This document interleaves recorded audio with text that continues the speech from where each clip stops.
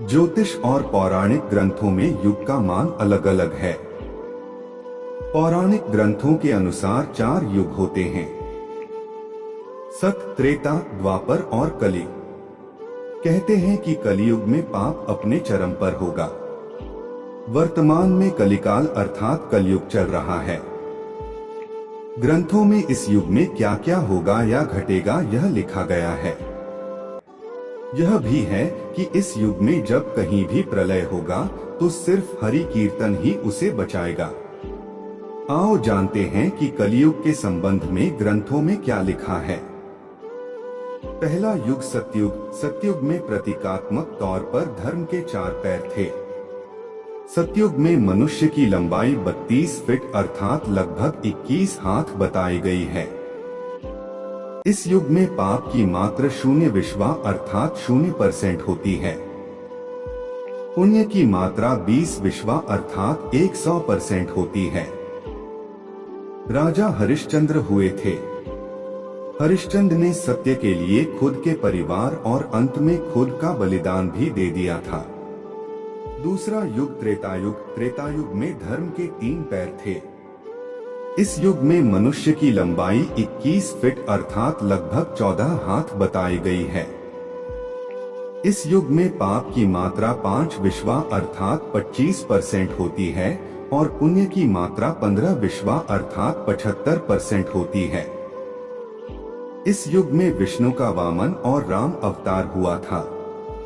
असुर राज बाली ने 3 पग में धरती दान कर दी, जबकि राक्षस राज रावण से सीता का अपहरण करने के बाद उन्हें छुआ तक नहीं। तीसरा युग द्वापर। द्वापर में धर्म के 2 पैर ही रहे। इस युग में मनुष्य की लंबाई 11 फीट अर्थात लगभग 7 हाथ बताई गई है।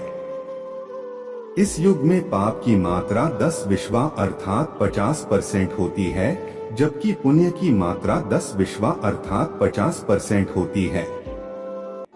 मतलब यह कि इस युग में आधे मनुष्य पापी और आधे पुण्यात्मा थे। इसी युग में महाभारत का युद्ध हुआ था। यह युद्ध धर्म युद्ध ही था। कृष्ण ने धर्म की रक्षा की थी। चौथा युग कलियुग। द्वापर में 2 पैर और अब कलिकाल में धर्म के पैरों का कोई नामो निशान नहीं है। धर्म अब पंगु बन गया है। इस युग में मनुष्य की औसत लंबाई 5 फीट 5 इंच अर्थात लगभग 3.5 हाथ बताई गई है। इस युग में धर्म का सिर्फ 1/4 अंश ही रह जाता है।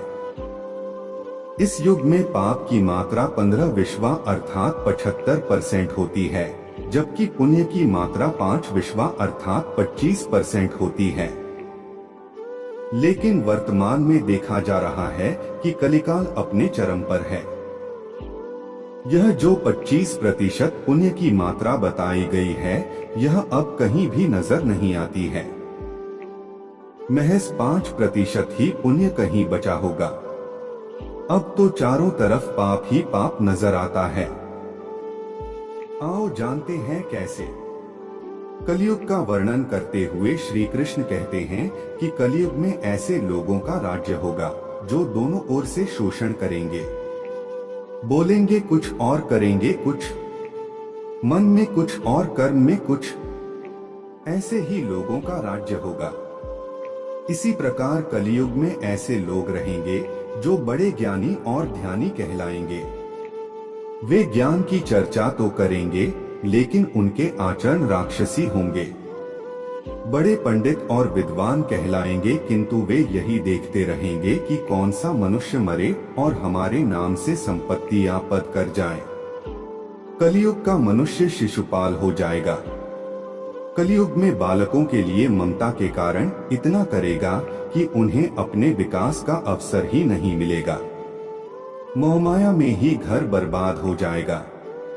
किसी का बेटा घर छोड़कर साधु बनेगा तो हजारों व्यक्ति दर्शन करेंगे, किंतु यदि अपना बेटा साधु बनता होगा तो रोएंगे कि मेरे बेटे का क्या होगा।